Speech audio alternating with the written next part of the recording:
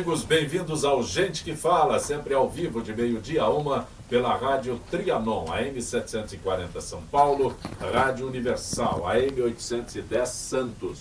Estamos transmitindo direto do estúdio da Rádio Trianon pela nossa fanpage, Facebook/programa Gente que Fala. Também AltV, www.altv.com.br e TV Guarulhos, canal 20 UHF, canal 3 da NET em Guarulhos. Tanto AltV quanto TV Guarulhos, 11h30 da noite. Acesse nosso blog, conheça nossos colunistas e colaboradores, gentequefala.com.br. À sua disposição, o WhatsApp 974012235 e ainda o telefone aqui no estúdio da Rádio Trianon, São Paulo, 3289-3580. Participando desta edição de Gente que Fala, o urologista Dr. Shuichi Fujisaki. Dr. Shuichi, prazer tê-lo aqui. Prazer é todo meu. Também conosco, neurocirurgião, Dr. Adriano Scaffi. Boa tarde, Prazer, boa tarde a Dr. todos. Adriano. Prazer. O senhor é especialista em dor? Isso, especialista em dor e tratamento da coluna. Sim.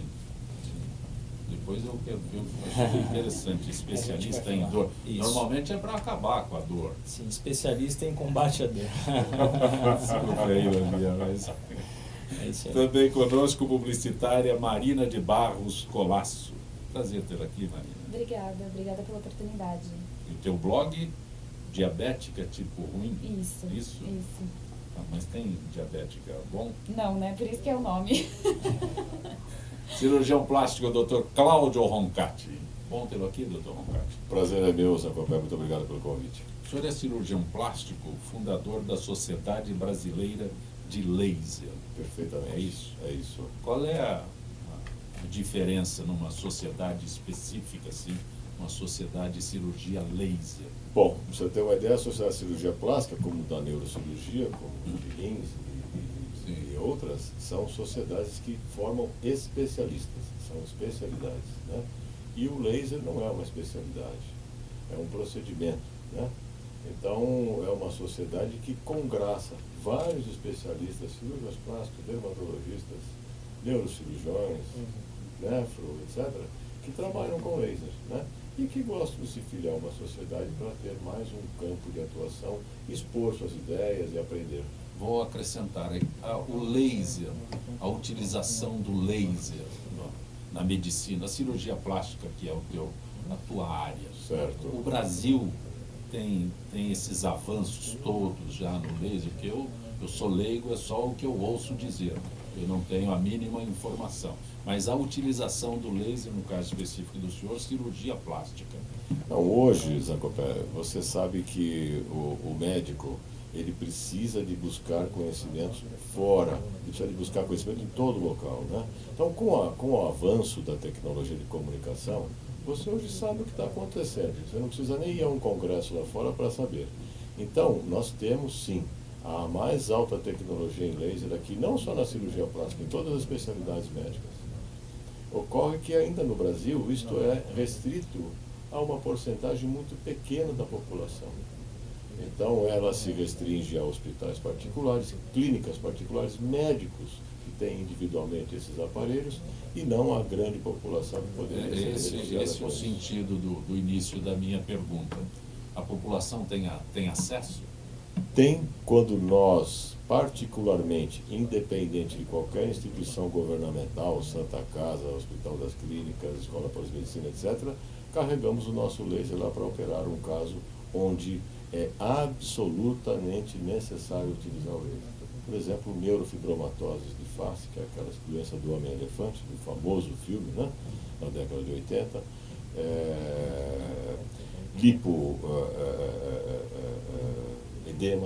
lipolinfedemas, que só conseguimos ressecar e sem recidiva, sem que aconteça novamente com laser de gás carbônico. Então, isso acontece quando a gente leva. Por exemplo, eu sou professor... Então a população não tem acesso. Não tem acesso.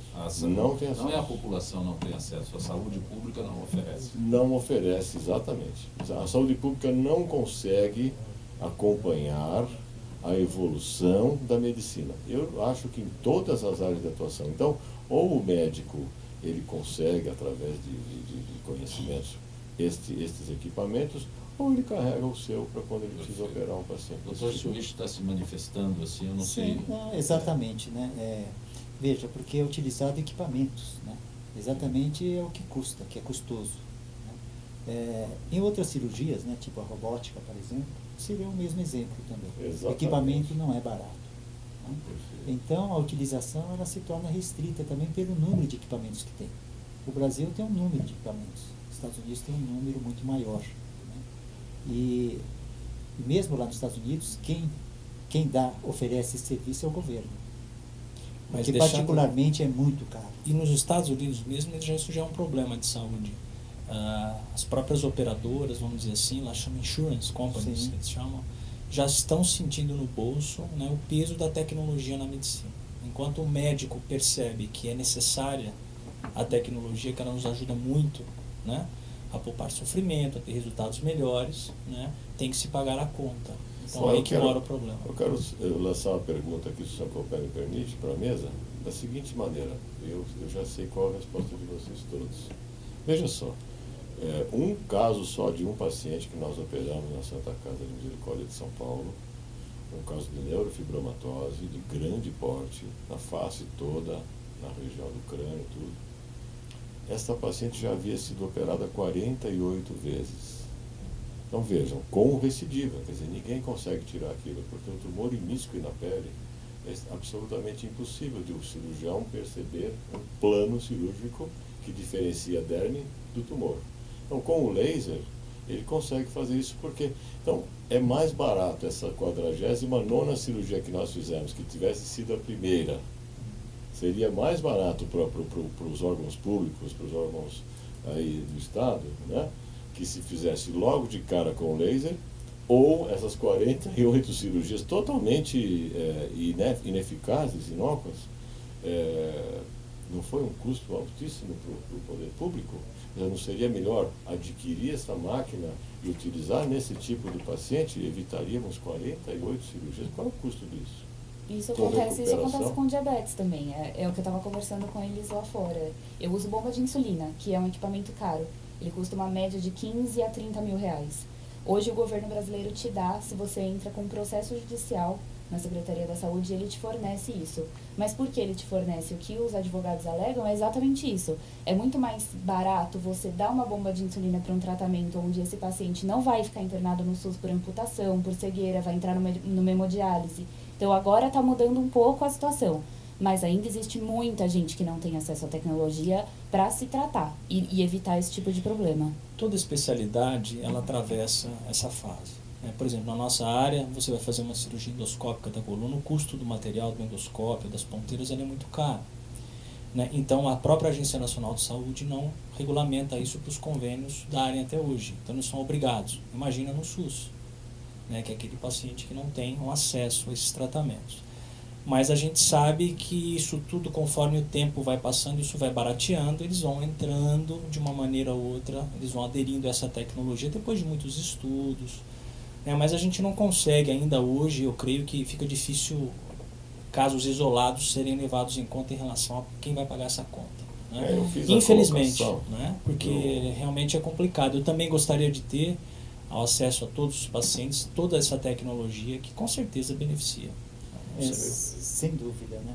Porque os tratamentos, os modernos e atuais que utilizam os equipamentos, são muito menos invasivos, né?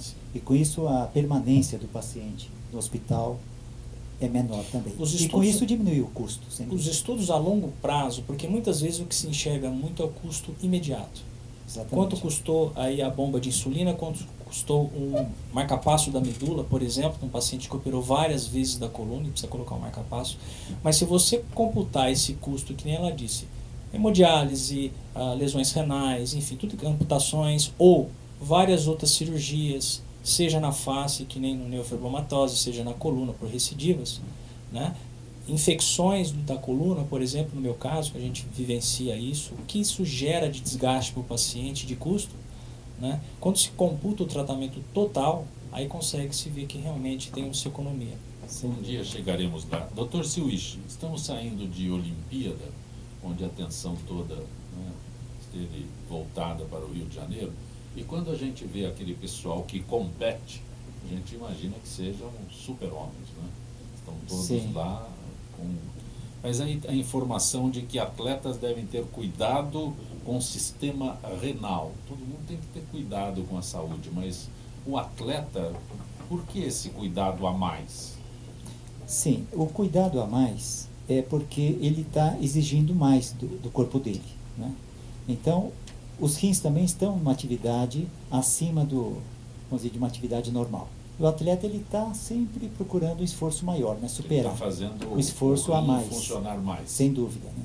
E o rim funcionar mais é o seguinte, que a função do renal é eliminar substâncias que não são mais necessárias ao organismo, né? Por exemplo, a contração muscular ela vai liberar substâncias que não são mais necessárias. E os rins acabam eliminando pela urina, né? Então, e junto com a urina existe a perda da água também, né? Então, existe uma desidratação.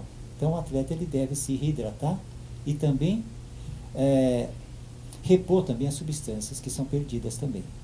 Exato, que nem disse o colega cirurgião plástico, existem subespecialidades dentro da nossa especialidade, né? Então eu faço a parte de coronária de dor. A gente precisa entender o que é dor no ciático. O ciático é um nervo que passa atrás da perna, na região glútea, no bumbum, e desce e vai até a perna, né? E esse nervo, muitas vezes, ele é pinçado, ele é acometido por uma hérnia de disco, por exemplo, na coluna. Tem outras maneiras, mas a mais comum é essa. Tem muitas pessoas que falam que está com dor no ciático, mas na verdade está com dor na região lombar. Então a gente tem que diferenciar a dor de ciático, que é a dor que vai para a perna, da dor da lombar, que é uma lombalgia, que tem N causas. A lombalgia crônica é a segunda dor mais frequente dos seres humanos. Ela perde só para a dor de cabeça, que é a principal, né? Então veja, quem de nós não conhece alguém que tem dor na coluna, dor no ciático, enfim, algum tipo de dor, é muito frequente.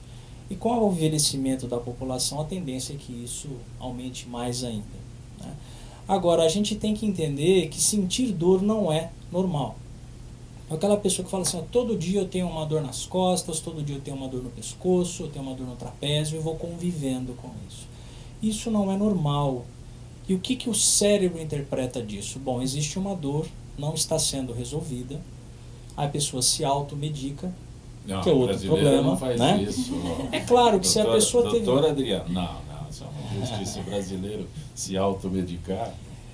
E se você tem uma dor, é claro que a gente não vai procurar qualquer tipo No de caso dor. do Dr. Cláudio, isso não existe, né? Por causa da cirurgia. Você não viu outro dia no YouTube um sujeito que se anestesiou o abdômen, fez uma perfuração e ficou fazendo uma lipoaspiração em si próprio, um leigo aí. Tudo, né? Então, imagina, isso aí é Nós temos o falado Dr. alto. Google hoje, né?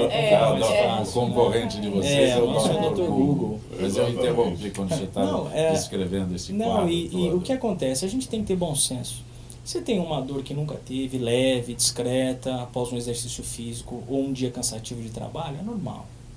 A dor está persistindo mais de uma semana, você tomou um anti-inflamatório analgésico, ela aliviou, mas voltou. Então são sintomas que você deve procurar um auxílio médico. Que nem eu estava dizendo, quando você tem uma dor que fica crônica, o que é dor crônica? Acima de 3 meses.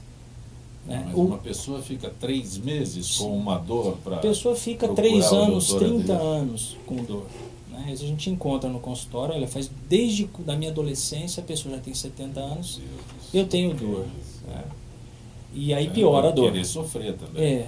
A gente que gosta de contar que eu tenho dor. Né? Enquanto a gente está jovem, a gente vai bem, né? Verdade. Quando fica um pouco mais velho, a fatura chega, não é isso que a gente sim. costuma falar. Mas é importante. Quanto tempo, os senhores como são especialistas, quanto tempo uma pessoa que tenha dor lombar pode conviver, e o tempo que eu digo é o seguinte, que deva procurar o doutor Adriano? Acima de 7 a 10 dias, sem melhora da dor, é recomendado. É óbvio que nós temos variações, casos específicos, uma dor intensa, acompanhada de febre, de emagrecimento, alguma coisa que chame muito a atenção. Aquela dorzinha leve, que está durando aí uma semana, 10 dias, deve ser avaliada por um médico, né? Ou por um profissional da saúde. Sim. Agora, a dor crônica, que é considerada classificada acima de 3 meses, o que ela tem de ruim? Ela aciona um sistema nervoso auxiliar, chamado sistema nervoso autonômico, que é aquele que bate o coração, que faz a gente suar, E esse sistema nervoso, ele trabalha de forma inconsciente, nós não temos controle sobre ele. A hora que a dor começa a recrutar esse sistema nervoso para também atuar como dor, fica cada vez mais difícil você depois resolver o problema.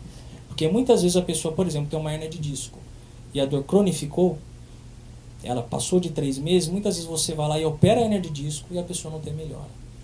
Então a dor ela precisa ser muito bem analisada para que o resultado ele é multifatorial.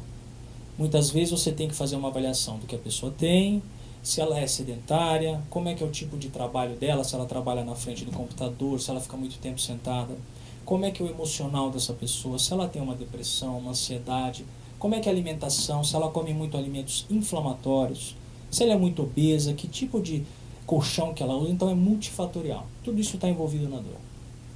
Quando eu digo assim, né, sobre estes assuntos, eu repito, eu sou leigo, né? Então eu fico imaginando, existem pessoas que gostam de conviver com a dor para dizer que sente dor, isso é possível? A dor não é um prazer do ponto de vista de conviver diariamente. Estou falando de pessoas, né, São- diferenciadas, Sim, que são- gosta de contar que está sofrendo.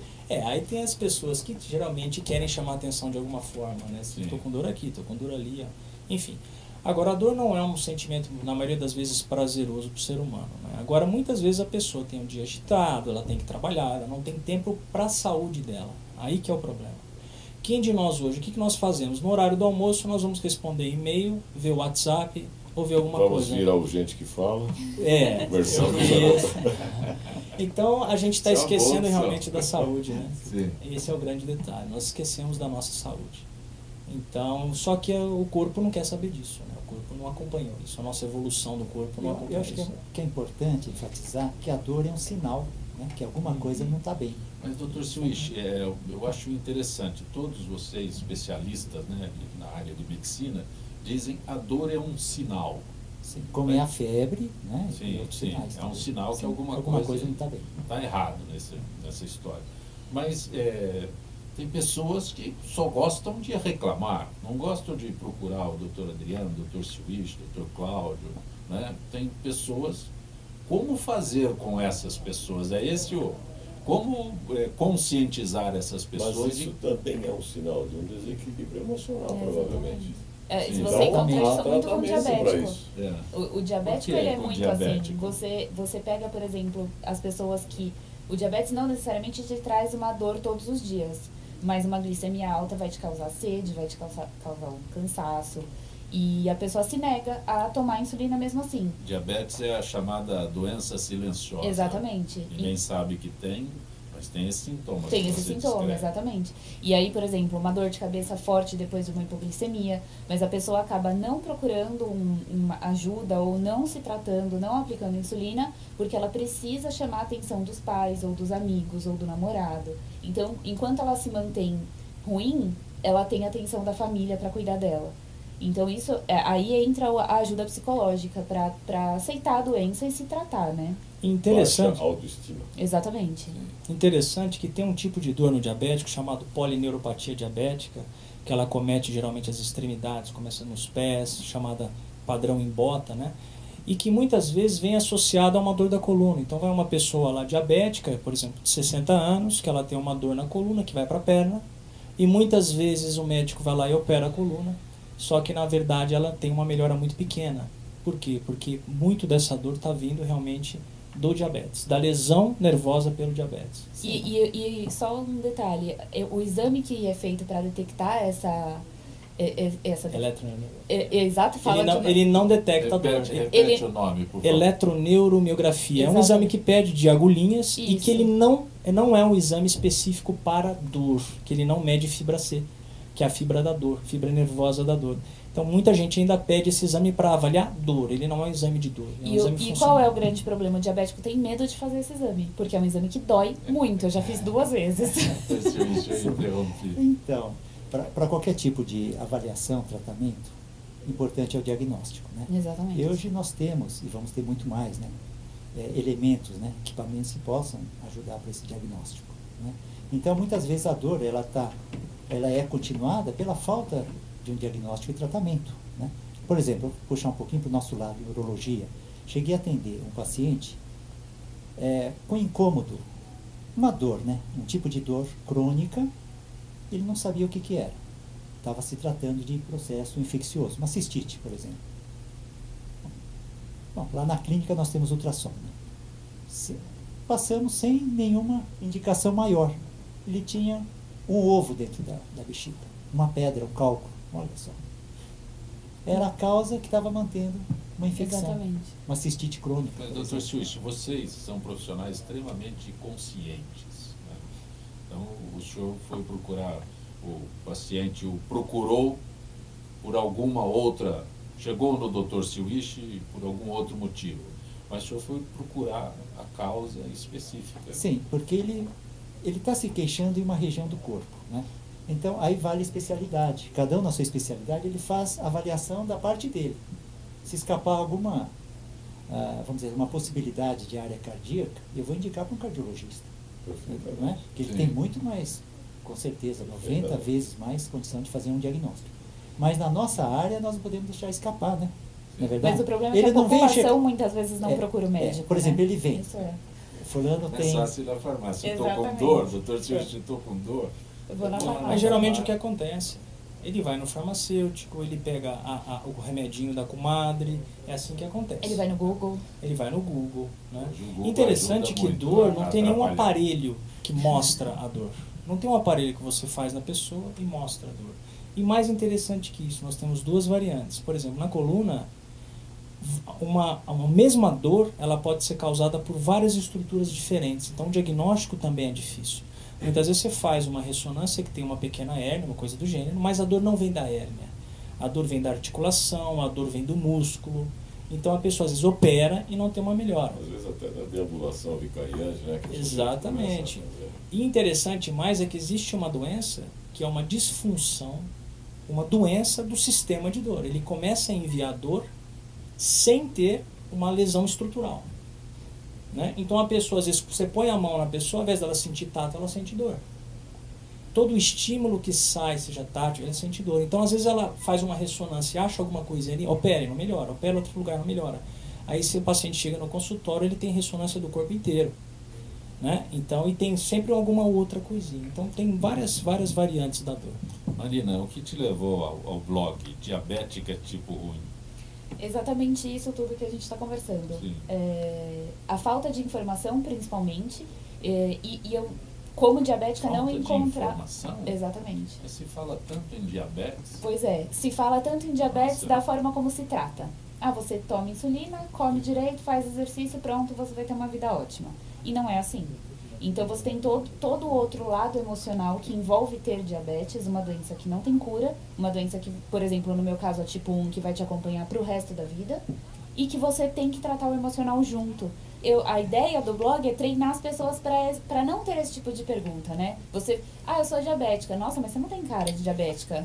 Você sabe de uma coisa? É interessante isso que ela tá, esse blog dela, essa colocação, porque, primeiro, no Brasil, desdenha-se de duas doenças que são fundamentais a tratamento precoce: diabetes e hipertensão arterial, e que acabam com o organismo da pessoa. O diabético, quando ele descobre que tem diabetes já 40, 50, o que acontece? Ele está acostumado, você sabe, Zancopé, que a insulina, ela para entrar no teu músculo, para você fazer, ele tem que pedir autorização, a glicose, para a insulina. Sim. Mas no teu cérebro ela entra sem pedir autorização para ninguém.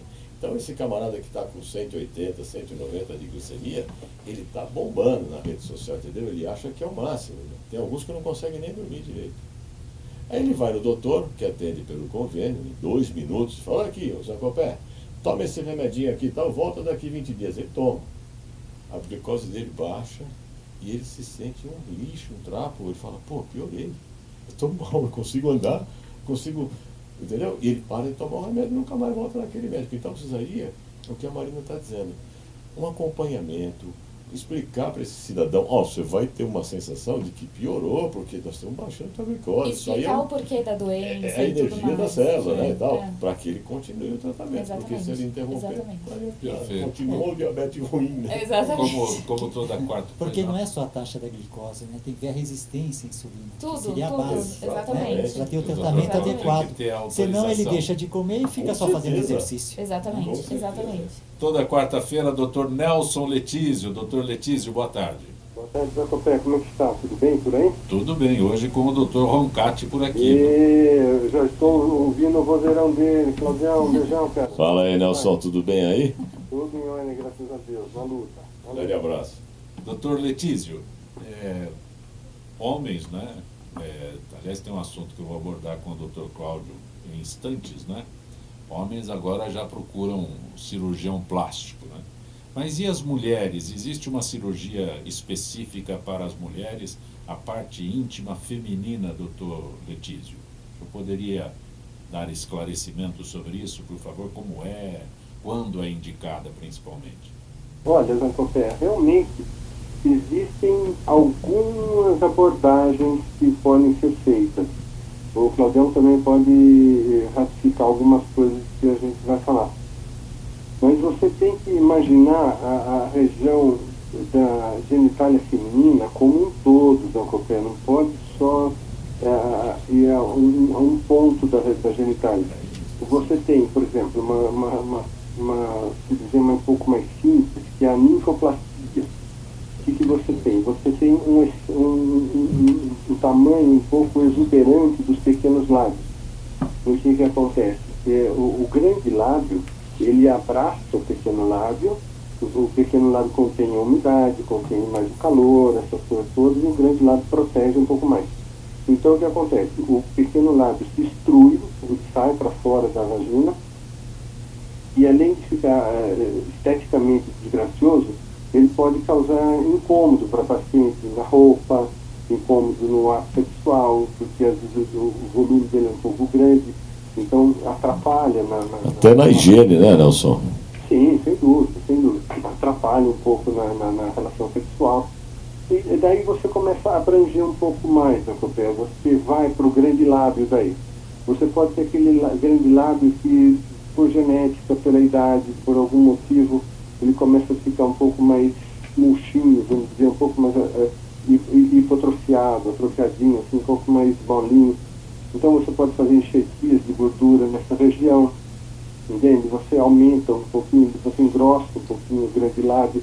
Se ele é muito exuberante, você pode fazer uma ressecção interna dele, que ele fique um pouquinho mais contido, e daí você abrange um pouco mais para fora, você vai ao Monte de Vênus, que é aquela região mais projetada, em cima, na projeção da síntese pubiana, que você projeta ali. Então você pode fazer uma lipoaspiração ali, diminuir o Monte de Vênus, para que fique um volume mais compatível com a região. Existe flacidez nessa região toda, você faz para abdominoplastia, porque muitas vezes o Monte de Vênus ele se torna flácido demais, então ele se projeta por sobre a vagina, então cai tudo, então muda o ângulo da vagina, ela fica meio viradinha para baixo. Então, são várias, e fora a parte externa que você pode tratar com laser para melhorar a qualidade da pele.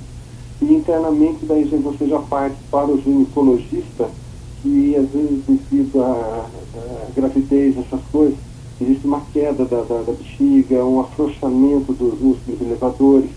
Então, é uma área grande, não é uma cirurgiazinha simples que cada caso tem que ser examinado e olha, tem resultados muito interessantes, né, Claudião? Sem dúvida, pode Nelson. oferecer assim, bastante recurso para a mulher, e a mulher fica constrangida de procurar um ginecologista, procurar o apoio de alguém. Ela não fala para o companheiro, ela não fala muitas vezes para o ginecologista e fica contendo aquela frustração, às vezes a vida toda, né? Isso é uma judiação.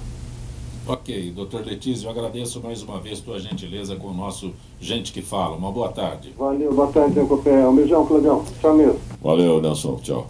Nós vamos para o intervalo, doutor Alberto Benlulu. Grato pela companhia, doutor Alberto Benlulu. Rodrigo Leles, já eu passo a tua pergunta para o doutor Adriano. Retornaremos em instantes.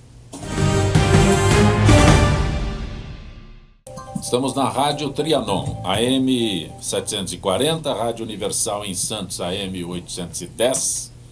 Estamos direto do estúdio da Rádio Trianon pela nossa fanpage, Facebook/programa Gente que Fala. Na AltV, www.altv.com.br, TV Guarulhos, canal 20 UHF, canal 3 da NET em Guarulhos, ambas 11h30 da noite. O doutor Adriano, antes que eu perca a pergunta aqui, o Rodrigo Leles diz que fez uma descompressão de hérnia de disco que atacava o ciático, horror de dor. 2 meses à base de opioides. Fiz cirurgia logo após, nada de remédio, estou em recuperação. Não sei, tem alguma pergunta? Sim, geralmente hoje as cirurgias para hérnia de discos têm que ser muito bem selecionadas, né? Elas são, antigamente o médico ele tinha um tratamento clínico com remédio, um repouso, uma fisioterapia, e se não melhorasse só tinha cirurgia tradicional, aquela que abre, enfim. Hoje nós temos várias outras armas contra a dor ocasionada pela hérnia de disco, porque veja bem, quando um paciente ele tem uma compressão por hérnia de disco, a grande maioria das vezes, ele teve a primeira crise de dor em 6 semanas.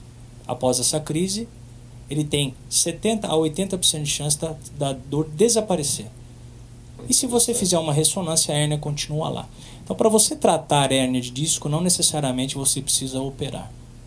Então, aí vieram os bloqueios da dor, a radiofrequência e vários outros tratamentos. Inclusive, hoje, as cirurgias endoscópicas, onde você faz um corte de 6, 7 milímetros, com anestesia local e sedação, e você tira uma hérnia. Enfim, tem indicações precisas também, ela não é usada para todos os pacientes.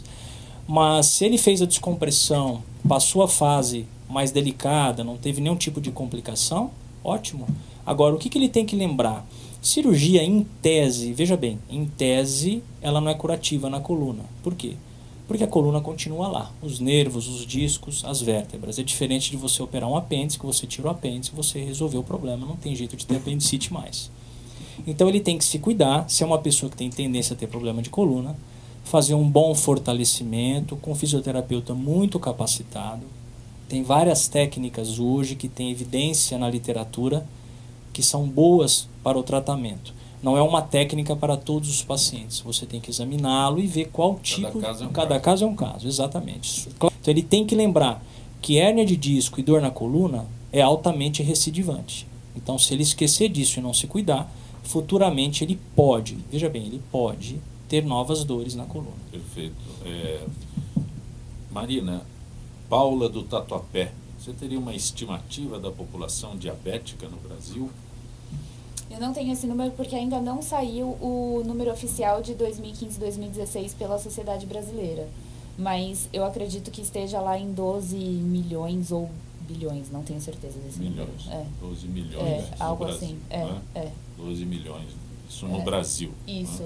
Sendo que 90% do total é tipo 2, que é o menos pior, vamos dizer.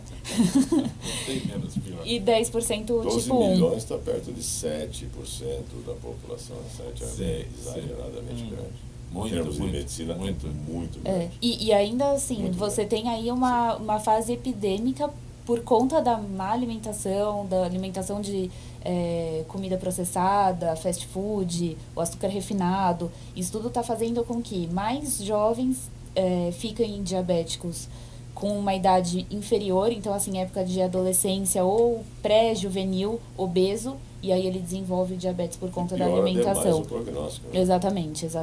Dr. Roncati, o Marcelo de São Bernardo pergunta se o Brasil já estaria se notabilizando pela excelência de cirurgias reparadoras, principalmente em acidentados, pergunta o Marcelo.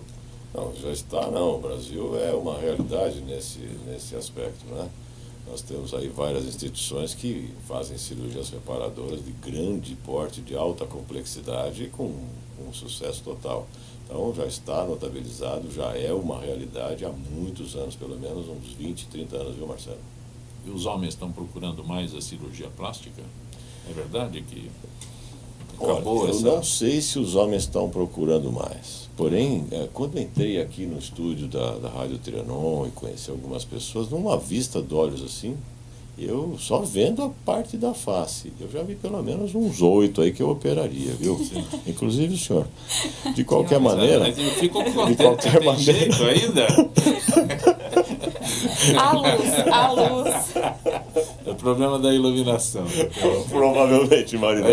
O cirurgião plástico está exagerando, puxando a sardinha Como para é que o braço pessoal dele. fala, né? Mas eu Que acho a que tua disposição não condiz com a tua aparência, né? Não é verdade? Tá Eu ótimo. acho que a cirurgia mais procurada pelo homem, hoje eu acho, eu não sei, eu tô te perguntando, é a blefaroplastia ou não? A cirurgia plástica do É uma homem. cirurgia bastante procurada, viu, Adriano? Bastante procurada. Traduz, por Eu favor. acho que a melhor é a cirurgia de pálpebras. De não é? pálpebras. Porque se você olhar na face, e tem um pouco de razão isto de ser, porque você pensa numa face para operar, para rejuvenescer. É uma cirurgia grande, com riscos né, interessantes, porque você navega ali sobre estruturas nobres, né, o nervo facial, etc, etc. A cirurgia de pálpebra é uma cirurgia quase que ambulatorial, se não é ambulatorial, hoje é day clinic, né? Day 3 clinic. horas de internação, pronto. E o homem faz. E sem contar que, por exemplo, na pálpebra inferior, a cicatriz fica basicamente imperceptível quando não se faz transconjuntival, por dentro. Na pálpebra superior, aparece um pouquinho e o sujeito pode colocar uma base, mesmo o homem pode colocar, né? Existe base da cor da pele, hoje você escolhe uma base e coloca na parte final, na parte externa da cicatriz, porque a parte interna, que está dentro da órbita, ela não aparece com o olho aberto. É provavelmente uma das mais procuradas junto com a lipoaspiração. E é uma tendência nessa pitose, né, palpebral, que diz. É, A pálpebra pitose vai caindo palpebral, com a né? idade. Né? A ptose palpebral é uma patologia de problema muscular, do músculo de Miller. Então você tem uma ptose, a pálpebra superior fica no nível da íris. Já esta que nós estamos falando é o blefarocalásio, que é a queda da pele da pálpebra, com ação muscular normal. E você sabe o que acontece? O sujeito acaba, os homens aqui ficam desdenhando disto, você acaba, Marina, usando a musculatura frontal para abrir os olhos. É, exatamente. É isso. E aí E você aí cria você as faz linhas as na... rugas. Abre os olhos com a exatamente. testa. Então, exatamente. Como você está fazendo agora? Eu não tenho esse vocabulário de medicina que o senhor tem. Não Eu tem abro os olhos com a importância, testa. mas você pode procurar um bom cirurgião plástico que ele Deixa vai seu fazer cartão mais com ele. feliz, sem dúvida. Marina, você confirma, são 12 milhões, 12 milhões, de isso. brasileiros Isso. com diabetes. E como disse o doutor Nem querer Roncati, é um enxergar número muito elevado, lamentavelmente. Doutor É Silvio, baseado no IBGE de 2010, então não Sim, é os tão números do atualizado. Brasil. O Zancopé, patologia, assim, em geral, a população é 1 para 100 mil, Sim. 1 para 10 mil já é enorme. 7, 8% é um número Doutor Alarmante. Suíche, alarmante. nosso indefectível Jaime do Jardim Bonfilholi pergunta sobre a terapia para a próstata aumentada. Ele diz aqui uma cirurgia minimamente invasiva desenvolvida pelo HC USP. Sim. Veja bem, a próstata aumentada, vamos colocar assim, a próstata, ela cresceu, mas não tem tumoração. Se tiver tumor, tem que operar, independente do tamanho, né? Ou tratar, né? Necessariamente não é Sim. cirúrgico. Mas agora, essa hipertrofia da próstata, aumento do tecido, ela é indicado o tratamento quando ela começa a comprometer um sintoma, que é a parte urinária. Então, ela vai estrangulando a uretra e com isso vai interferindo no ato miccional. Mas tá? não é uma situação comum aos homens? Uma Acima de determinada- 50 anos, acima né, de em 50 média, anos, sim, é isso? que é normal que a próstata cresça. Cresça. Né? Mas até enquanto ele não apresenta sintomas urinários, não há necessidade de tratamento. Mas é muito importante que hoje se faz tratamentos preventivos, né, para que a próstata cresça menos ou pare de crescer. Tratamento preventivo Através de para brasileiro- medicamentos, para é. brasileiro? O brasileiro não faz prevenção, doutor Silvio. Mas faz sim. Da mesma forma que ele faz. Pouquíssimo. Sim. Não, Assim, tô não é a questionando população o em senhor geral, porque, né? Porque acho que isso é lamentável. Se tivéssemos um mínimo de Sim. consciência de prevenção no nosso Mas país. Sabe com o que relação... acontece? Desculpe, mas a gente está falando até de prevenção de saúde em lugares que a gente não tem nem saneamento básico ainda Sim, no Brasil, sim. né? Então isso realmente é muito Não, o Brasil lamentável. é muito grande, eu repito É isso. muito lamentável. Então, é triste, na verdade. Então né? a realidade, como nós Isso, é a moramos realidade. em São Paulo, vivemos em São Paulo, nós temos uma realidade. Isso. Não precisa ir longe, não. Se andar a 100 quilômetros de São Paulo, a realidade é outra. Ela muda. Então, esse aspecto que o senhor diz aí sobre falta de infraestrutura e saneamento básico, isso muda completamente qualquer panorama. A pessoa que muitas vezes não é alfabetizada, ela não vai conseguir nem saber o que é fazer um preventivo, uma mulher no câncer de mama, um homem na próstata, né? Então, quando a gente fala em Brasil, em população do Brasil em geral, a gente tem que enxergar de forma mais ampla, né? E realmente saber que, realmente, se você for considerar a maioria da população brasileira, realmente eu concordo com você, ela não faz prevenção. Sim, mas a informação está cada vez mais acessível a todos, né? Sim, Então, sim. com isso, através da Melhorou. informação, ele sai da cidade e procura até outros centros para fazer algum tratamento. Só quando a situação está muito difícil. Normalmente, sim, né? Lamentavelmente. Principalmente para os homens. Né? Lamentavelmente. E aí já não é, já é Ela uma fala prevenção, de, mas... não é fala prevenção. de diabetes na roça mesmo, né? O diagnóstico lá é o seguinte: fez xixi no pé de café, juntou Formiga. formiga, tá com açúcar no sangue. Imagina, essas pessoas não sabem, nem ouviram falar em bomba de Antigamente insulina. era formiga no pinico. Também. Ô Zancopé, mas existe uma máxima aí, um ditado que diz o seguinte: o que os olhos não veem, o coração não sente. Então veja só a diferença, por exemplo, da minha especialidade para deles. Sim. O sujeito tá todo mundo vendo. O amigo vai falar: ô meu, essa sua pálpebra que você não opera. Um amigo mais íntimo e tal, né? Sim. Assim, sua orelha aí, por Sim. que você deixa assim esse nariz? Já a próstata, ele não está vendo, ele está com uma certa dificuldade miccional, não está vendo. E ele nem fala Aquela pros hérnia, ele amigos, não né? está vendo. O diabetes, ele não está vendo. O que acontece? Ele vai Vai levando deixando, aquilo exatamente. até estourar um tumor, uma coisa dessa. Por sinal, se me permitir, eu queria fazer uma pergunta para o Siushi. Me diga uma coisa, o sujeito tem uma hipertrofia prostática, não é? Com história familiar de adenocarcinoma de próstata.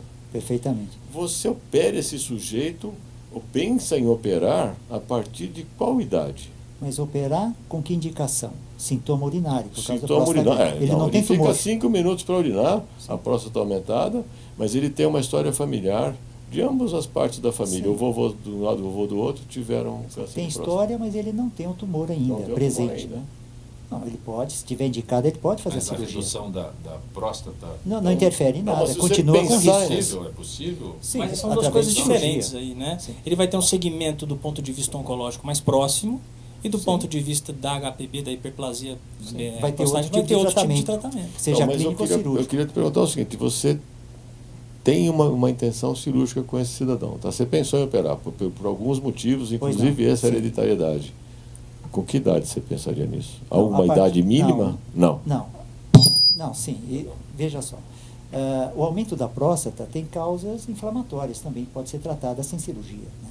Agora, se for de Perfeito, mas tecido você pensou mesmo, em operar aquele cara, Tá. ele tem 40 anos, você opera? 40 anos, É. mas se ele tem, o tecido está aumentado, não tem outra forma a não ser retirar esse tecido, para aliviar a uretra, né? Sem dúvida. Mas seria raro, né, aos 40 anos. Perfeitamente. Com certeza. Agora, a presença vamos dizer, do tumor, né, do câncer nos familiares, isso não vai mudar. Ele deverá continuar fazendo os exames preventivos anualmente, né? PSA, Recomendação PSA, etc. o toque. Toque. Né? Você muda para 6 em 6 meses o PSA no caso desse? Não, depende, vamos dizer assim, vamos supor assim, que ele esteja no nível de PSA e outros dados que levam A pensar. a uma possibilidade Mais maior. limite. Um paciente com 80 anos de idade, né? Ele, dependendo do caso, ele deverá fazer sim, cada 6 meses. Doutor Siuishi, Sem dúvida. estamos chegando no final do nosso Gente que Fala, o exame do PSA. PSA? PSA, PSA. Ele substitui o exame de toque? absolutamente, não. Né? Porque o PSA é um antígeno, é uma proteína, né? Que ela é dosada em laboratório, através do sangue. Né? E o toque é uma avaliação física. Então, dá para ter uma ideia, vamos dizer, do tamanho, do volume. Isso outros exames também dão, Sim. tipo ultrassom. Mas ultrassom, esses exames não avaliam a maciez. E essa consistência da próstata é que faz o diagnóstico de uma próstata inflamada, algum nódulo que pode ser um tumor. Perfeito. Como eu localizo o toque. senhor para chegar mais rápido ao Dr. Siuishi Fujisaki? Sim, pode ser pelo site, né? Saúde favor. H, saudeh.com.br. Grato por ter vindo ao nosso Gente Prazer que é Fala. todo mundo. Doutor Adriano, rapidamente, o Carlos de Pinheiros, a enxaqueca, os diversos graus de cefaleia teriam fator genético ou hereditário? Olha, isso é muito estudado, mas acredita-se que sim, que a enxaqueca ela tem um fator hereditário, sim, tá? Não se sabe uma causa específica dela, a gente trata os sintomas. Uma forma de chegar mais fácil ao doutor Adriano Scaffi. Eu acho que existe o Centro Especializado em Coluna e Dor, ou se não o site adrianoscaffi.com.br. Adriano Scaffi, esse Scaffi... 2 Fs. 2 Fs, né? Grato por ter vindo ao nosso Obrigado Gente que todos. Fala. Dr. Cláudio Roncati, uma forma de contatá-lo mais rápido. Pelo site também, né? www.clinica-lucano.com.br. Qual é? Hífen? Clínica Lucano. Lucano. Ok. Como é que é? Ronielton Almeida, sabemos que nos diabéticos temos que viver em constante monitoração. Marina, você acredita que o freestyle livre possa vir a ser acessível? É Rony, do Ceará. É o Ronielton, ele é super meu leitor. Um beijo, Que Rony, bom. pra você. Sim, eu acho que sim. Eu acho que como a bomba de insulina, toda a tecnologia que é lançada, ela é lançada a um preço alto para a população. E com o passar dos anos ela vai se popularizando e eu acredito sim que um dia, como no passado, aí, há 10 anos atrás, as pessoas mediam a sua glicemia na urina e hoje todos os diabéticos têm acesso ao glicosímetro com a ponta de dedo, o Freestyle Libre, que é um aparelho super inovador que foi lançado no Brasil agora em junho, é um sensor que dura 14 dias no braço e você não fura mais o dedo, você só escaneia com o próprio celular ou com o aparelho que ele vem, você escaneia e já sabe quanto tá. Então hoje ele tem um custo aí de R$500 mensais para você manter, mas eu acredito que sim, que com o passar dos anos isso vai ser, a maioria da população vai usar esse freestyle como hoje é usado o glicosímetro. Teu blog? diabeticatiporuim.com.br. Grato por ter vindo ao nosso Gente que Fala. Obrigada pela oportunidade. Agradeço a todos que estiveram conosco. Gente que Fala tem a direção geral do jornalista Fausto Camunha, a diretora de produção Zenilda Salvato, redação Pedro Esquiavon, produção cultural Ricardo Godoy, hoje agitado aqui dentro. Na Rádio Trianon, Benebene, Cléo Rodrigues, Neildo Neres, Ricardo Valim. Na direção da TV Guarulhos, Fernando Mauro. Na direção da UTV, Alberto Luquete. Na técnica, James Eduardo, Paulo Afonso e Iago Matsumoto. Estaremos de volta amanhã, meio-dia. Gratos, até lá.